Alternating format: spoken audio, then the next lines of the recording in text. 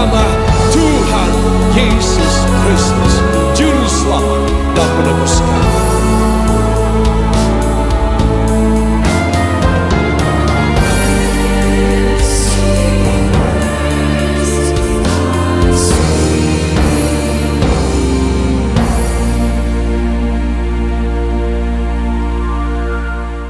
The house of your servant.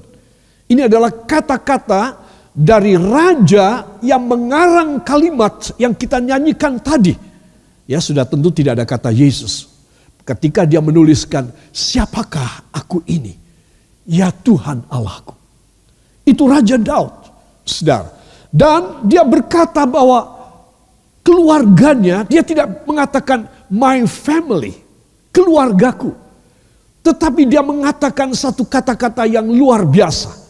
Saya yakin tidak semua orang rohani ya bisa menghasilkan kosakata kalimat atribut yang luar biasa. Mengganti kata keluarga atau family menjadi the house of your servant. Rumah dari hambamu, saudara. Luar biasa ya. Halus sekali kata-katanya, rohani sekali, dalam sekali maknanya. Inilah yang saya akan pelajari bersama dengan Anda pada petang hari ini. Ya, the house of your servant. Dengan singkatnya dalam bahasa Indonesia saya katakan keluarga hambamu. Ya, katakan keluarga hambamu adalah rumah dari Tuhan yang dipercayakan kepada hambanya ini, kepada saya. Ya, nah, jadi the house of your servant itu kata singkatnya Indonesia keluarga hambamu, saudara. Tapi maksudnya adalah keluarga yang ada di rumahnya hamba Tuhan. Ya, the house of your servant, Lord, rumah daripada engkau, daripada hambamu ya Tuhan. Coba rendah hati sekali. Ya, raja yang mengatakan ini. Itu sebab para kekasih, saya ingin kita membuka Alkitab kita dalam 2 Samuel pasal yang ke-7. Ayat yang ke-29 para kekasih. Saudara, pasal 7 ini dibagi pada beberapa bagian. Yang pertama yang kita sedang pelajari ini adalah bagian kedua. Doa syukur Daud. Tetapi bila saudara melihat ayat 1, judulnya adalah janji Tuhan mengenai keluarga dan kerajaan Daud. Jadi janji Tuhan kepada keluarga. Katakan janji Tuhan pada keluarga. Termasuk keluarga saya. Harus saya pegang. Dan harus saya haki. Ya, nah itu sebab ya saudara tidak boleh lupa, itulah yang dimaksud daripada janji mengenai keluarga, karena dia raja dan kerajaannya. Ya saudara. Nah, mulai ayat 18 kita melihat tentang doa syukur dari Daud. Kenapa dia mengucapkan syukur kepada Daud, kepada Tuhan? Karena dia melihat pekerjaan Allah itu luar biasa. Dari ayat 1 sampai 17 segala pemberian dari Tuhan dalam hidupnya dia itu luar biasa pada umatnya, dari rakyatnya, saudara, itu luar biasa. Itu sebab mulai ayat 18 dia menaikkan syukur. Jangan lupa orang yang suka menaikkan syukur, maka bagian ketiga dari pasal 7 apa? Tolong dibaca. Pasal 8. Dari pasal 7, pasal 8 dia dapat apa? Kemenangan. Jadi kalau saya dan saudara ya menerima janji ayat 1 sampai 17, kita menerima janji Tuhan. Ayat 18 sampai dengan ayat yang ke-29 yang akan kita baca sebentar. Kita menaikkan doa syukur kita kepadanya. Maka tahap yang ketiga, kemenangan pasti diberi. Amin. Jadi orang bersyukur itu besar khasiatnya. Ganti mengomel, ganti emosi dan marah. Ganti saudara itu hanya dalam hati gak seneng sama orang. Kepikiran tentang orang terus. Kepikiran nasib saudara yang tidak baik. Ya buat apa? Engkau tidak dapat kemenangan loh. Hanya mereka yang tahu bersyukur, memegang perjanjian Allah dan bersyukur, maka dia berhak menerima kemenangan-kemenangan. Katakan, saya harus demikian. Ini cara Bapak saya memberi kepada saya. Yang percaya, beri tepuk tangan bagi dia. Haleluya. Mari kita akan baca ayat 29. 1, 2. Kiranya engkau sekarang berkenan memberkati keluarga hamba-Mu ini, supaya tetap ada di hadapan-Mu untuk selama-lamanya. Sebab ya Tuhan Allah, Engkau sendirilah yang berfirman, oleh karena berkat-Mu, keluarga hamba-Mu ini diberkati untuk selama-lamanya. Amin.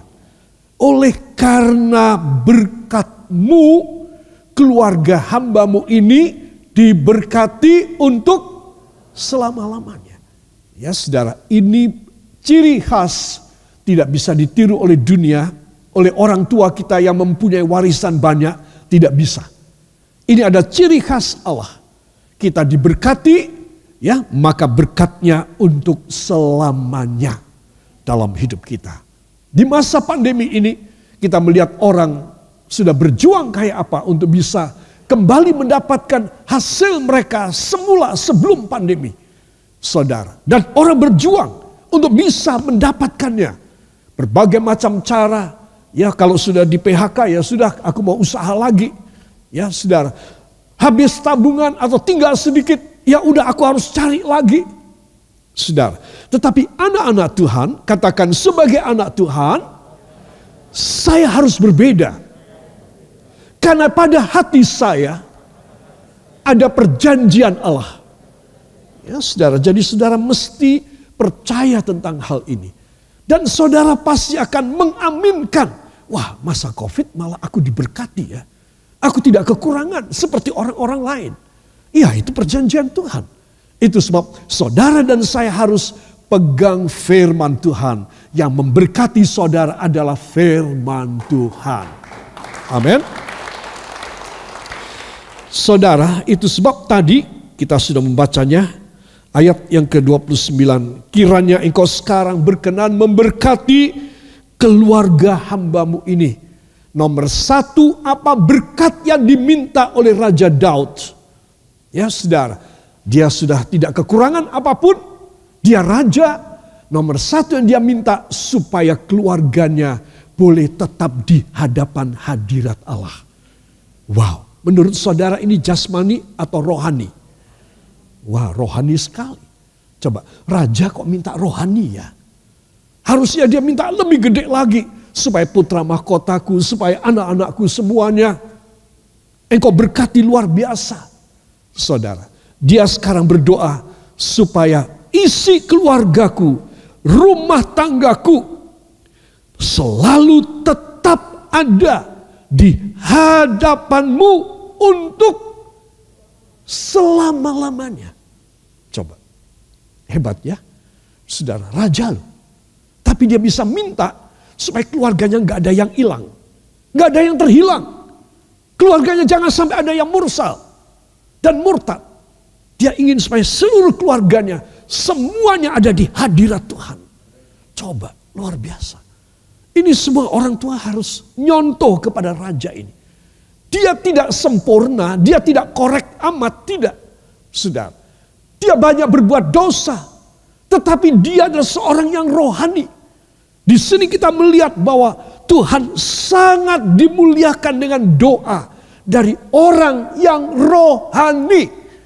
Katakan, bila saya rohani, doa saya walau permohonan tetap mempermuliakan Bapa. Yang mau beri tepuk tangan bagi dia. Haleluya. Tapi orang Kristen yang tidak rohani, permintaannya cuma kedagingan, duniawi, mata duitan. Permintaannya cuma untuk memenuhi segala keinginannya supaya tidak kalah saingan dengan yang lain. Heran. Raja bisa doa kayak nabi. Kenapa? Karena dia rohani. Orang yang rohani cuma minta seluruh keluargaku selamat. tidak sampai jauh daripada Engkau. Di hadapan-Mu. Aku mati, mereka harus tetap ada di hadapan-Mu Tuhan. Ini permintaanku Tuhan. Kalau Engkau memberkati keluarga hamba, berkati berkat yang ini Tuhan. Supaya isi rumah tanggaku tetap ada di hadirat-Mu selama-lamanya. Beri tepuk tangan yang baik bagi dia. Luar biasa sekali. Katakan, ini hebat sekali. Saya mau menirunya. Amin. Jadi kalau orang tua berdoa untuk anaknya, bagaimana? Tuhan tolong supaya anak saya, cucu saya, menantu saya, keponakan saya menjadi orang-orang pangkat, orang-orang yang pintar, orang-orang kekayaannya luar biasa. Pasti kalah dengan Raja Daud. Dia cuma minta supaya anak keturunannya selama-lamanya ada di hadirat Tuhan. Dan itu permintaan dia paling nomor 1. Baru pada nomor 2, dia mengatakan, Engkau sendirilah yang berfirman, dan oleh karena berkat-Mu, keluarga hamba-Mu ini diberkati untuk selama-lamanya. Sepertinya dia tidak minta berkat untuk selama-lamanya. Karena Tuhan sudah janji. Jadi dia cuma mengulangi saja. Ya, dan oleh karena berkat-Mu, keluarga hamba-Mu ini diberkati untuk selama-lamanya. Katakan, ini luar biasa. Doa yang sempurna. Mau demikian? Saudara, jadi kalau saya kebutuhan, saudara kebutuhan mendesak banget untuk kesembuhan sakit. Untuk keuangan tidak bisa makan hari ini. Untuk membayar hutang saudara atau sesuatu kebutuhan yang mendesak. Sangat primer sekali. Apa yang saudara harus kerjakan? Contohlah doa dari Raja Daud.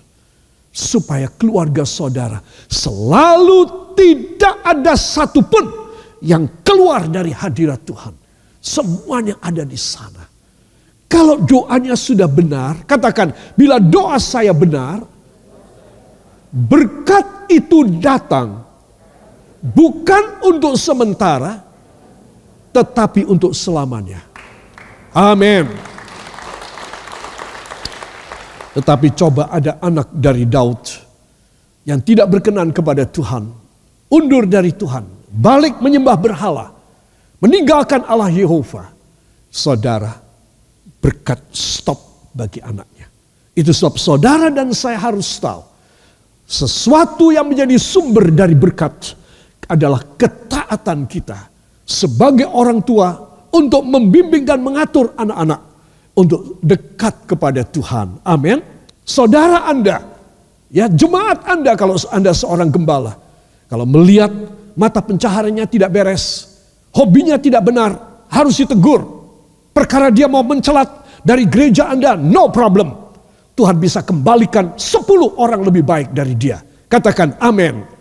Itu sebab Anda dan saya harus tahu bahwa persekutuan hidup keluarga yang dekat dengan Tuhan, jangan ada satupun yang jauh, yang mencelat keluar. Itu doa seorang raja kayak begini. Carilah raja lain, engkau tidak menemukan. Saudara, jadi saya dan saudara harus tahu, kiranya engkau sekarang berkenan memberkati keluarga hamba-Mu ini. Apa berkatnya Daud? Kamu minta berkat apa? Ini loh Tuhan, supaya keluargaku jangan sampai keluar. Jangan sampai hilang dari hadirat-Mu. Selama-lamanya keluargaku harus ada di hadirat-Mu Tuhan. Oh Tuhan, terenyuh hatinya. Oh jadi kamu minta berkat yang semacam ini ya untuk keluargamu. Oke, aku akan kasih. Saudara yang kekasih, saya perlu agak panjang menjelentrehkan hal ini. Karena ini penting sekali. So many times parents or anyone just asking the Lord for the blessings, for the guidance, for the providence, for their descendants, for their children. But God gave to us a very good lesson, a spiritual lesson that taught by a king, yang diajar oleh seorang raja, David. He prayed to God that all his descendants, his children, his grandchildren must be before the Lord all the time forever. never ceasing. You know, this is a very exquisite prayer to God. Satu permintaan yang sangat exquisite, yang sangat istimewa. If you want to bless my family, you just bless this one thing, that my descendants, that my family will not withdraw from you, but must come and encountering you ever and ever. Saudara, ini permintaan untuk anak-anaknya, untuk keturunannya.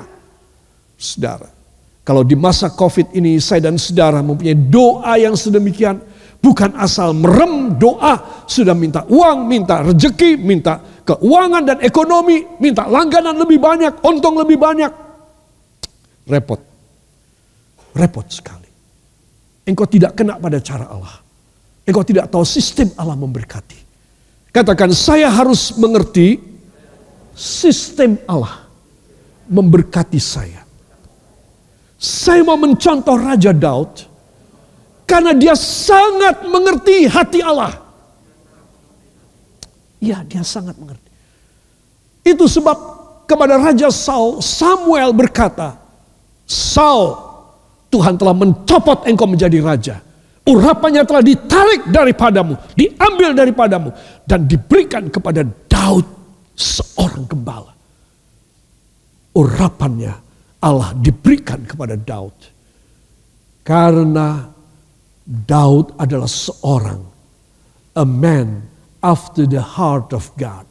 Seorang yang hatinya kempal kalian Gusti, menyatu dengan hati Allah. Kalau hatinya Daud menyatu dengan hati Allah, wah, yang gak heran saudara, Daud ini kelabakan. Daud ini heboh menerima segala berkatnya yang luar biasa. Gak heran. Karena dia tahu isi hati Allah. Makanya Nabi Samuel mengatakan Daud adalah a man after the heart of God. Tetapi engkau Saul, God have taken away all the Spirit of God, the anointing of God from your head right now. Saudara, jadi saudara tahu bedanya. Kalau saudara cuma minta uang, saudara cuma minta kesuksesan untuk anak-anak saudara saja, dan saudara tidak minta perkara rohani seperti Daud, engkau pasti tidak ada pada sistem pemberkatan Allah. Sistem pemberkatan Allah adalah kalau pertama-tama kita bisa membimbing keluarga kita tetap dekat di hadirat Tuhan. Yang mau beri tepuk tangan bagi dia. Haleluya. Para kekasih, mari kita akan melihat berikut ini. Ada kata-kata yang luar biasa. Kita mendapatkan terjemahan bahasa Indonesia tadi yang saya sudah jelentrehkan sampai lama ini, itu sudah luar biasa. Tetapi kalau kita melihat di dalam New International Version, ayat in dalam Alkitab bahasa Inggris NIV, disebutkan ada beberapa hal yang istimewa di dalamnya. Saya baca. Now be pleased to bless the house of your servant, the house of your servant, that it may continue forever in your sight. For you, O sovereign Lord, have spoken, and with your blessing, the house of your servant will be blessed forever. Perhatikan, the house of your servant itu dua kali, ya. The house of your servant, lalu di bawah the house of your servant. Tidak disebutkan tentang family atau keluarga. Nanti kita lihat bedanya di mana. Raja tahu bedanya, saudara. Bukan cuma aku kawin, punya anak, punya keturunan. Tidak. Dia tahu perbedaan. Kalau aku menikah, aku punya keluarga, aku harus menjadikannya sebagai keluarga rumah Allah. Amin. The house of your servant. Keluarga hambamu. Jadi bukan keluargaku. Kalau aku kawin, aku punya anak, aku punya putu, ini bukan keluargaku. But the house of your servant. Keluarga, isi rumah dari hambamu. Aku ini ngawuloh. Aku itu melayani engkau Tuhan. Coba. Dia sudah pasrahkan keluarganya. Cucunya, buyutnya yang akan keluar nanti. Saudara, dia sudah ikat the house of your servant. Kalau saudara dan saya tidak bisa menjadikan keluarga kita, rumah tangga kita sebagai rumahnya hamba Tuhan. Katakan, keluarga saya harus menjadi keluarga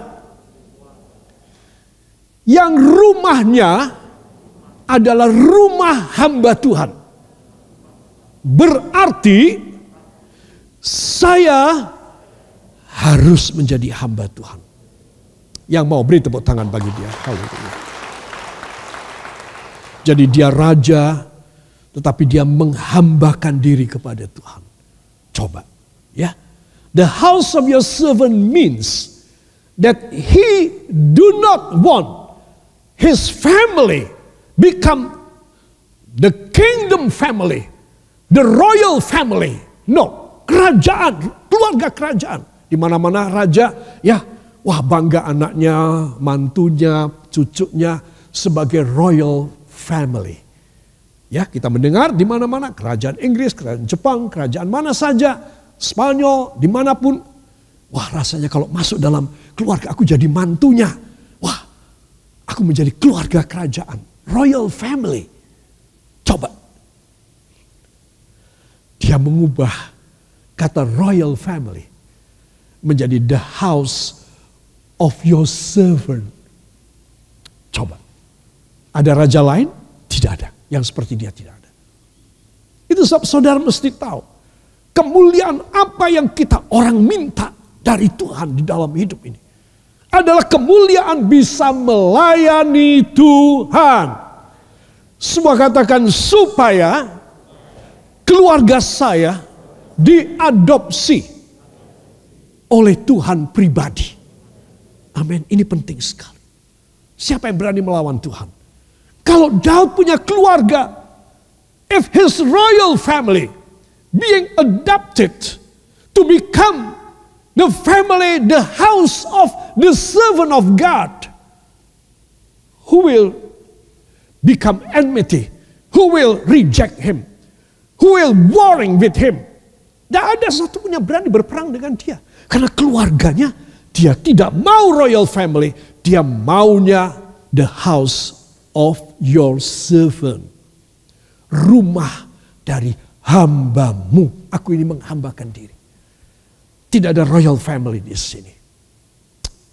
Itu sebab Anda dan saya harus tahu. Ya saudara. Itu the house of your servant 2 kali. Kemudian yang menarik lagi kata forever 2 kali. Ya selamanya ada 2 kali. Di atas forever, di bawah forever. Penutup. Menarik sekali. Dalam Alkitab bahasa Inggris ini, dalam permainan kata bahasa Inggris dari to bless berarti memberkati. Kemudian saudara melihat di bawah ada blessing. Terakhir ditutup dengan blessed. Wow, hebat sekali. Ya, saya suka ayat ini. Baiklah, saya akan menjelaskannya. Ada 3 kalimat dahsyat untuk berkat keluarga. Katakan 3 kalimat dahsyat untuk keluarga saya. Baik ketika saya hidup maupun ketika saya meninggal. Ya, ini perhatikan. Yang pertama, the house of your servant. Keluarga hambamu. Katakan, keluarga saya haruslah keluarga hamba Tuhan. Ya, ini penting sekali ya. Keluarga hambamu dalam bahasa Indonesia dikatakan 2 kali. The house of your servant. Kemudian yang menarik kalimat ketiga adalah perubahan kalimat. Perubahan kata, kosakata dari to bless, memberkati, menjadi blessing, kata benda. Menjadi berkat, blessing. Dan karena selalu ada blessing, maka jadi blessed, terberkati. Dari Tuhan memberkati kita, lalu kita menerima blessing, lalu kita menjadi orang yang be blessed, terberkati. Jadi berkat itu selalu ada dalam hidup kita. baik dalam bentuk kata kerja, to bless, baik dalam bentuk kata benda, blessing, baik dalam bentuk kata sifat, adjective, blessed, past participle. Sudah terberkati. Wow, komplit sekali. Berkat ini ada di depan, sedang, dan kemudian hari. Itu sebab Anda dan saya harus tahu. Orang yang keluarganya ada di hadirat Tuhan tidak bisa menangis oleh karena pencobaan. Tidak bisa hancur dan rugi. Orang yang keluarganya di dalam tangan Tuhan adalah orang yang keluarganya luar biasa. Kemudian saudara, ada kata yang dua kali juga, yaitu forever, selamanya. Saudara, dari sini kesimpulannya di bawah itu saya tuliskan orang yang rendah hati. Katakan, orang yang rendah hati berkatnya lama sekali. Saya tidak berani bilang selamanya loh saudara. Tergantung. Berkat saya, berkat Anda, berkat Daud, tergantung. Jadi saya tidak bisa bilang berkatmu selamanya. Itu omong kosong. Karena kita manusia tidak sempurna. Ketika kita jatuh dalam dosa, stop. Itu berkat. Cabut sama Tuhan. Itu sebab Anda dan saya harus tahu. Tuhan ingin supaya kita punya kerendahan hati. Supaya apa? Supaya maksud Tuhan berkat selamanya. Itu kalau bisa kamu harus selamanya Daud. Dan dia berkata, itu sebab engkau memberkati aku selama-lamanya. Tuhan, terima kasih Tuhan. Tetapi saya perlu menuliskan bahwa berkat itu jangan dianggap sekali diberkati selama-lamanya. Tidak. Semua katakan tergantung.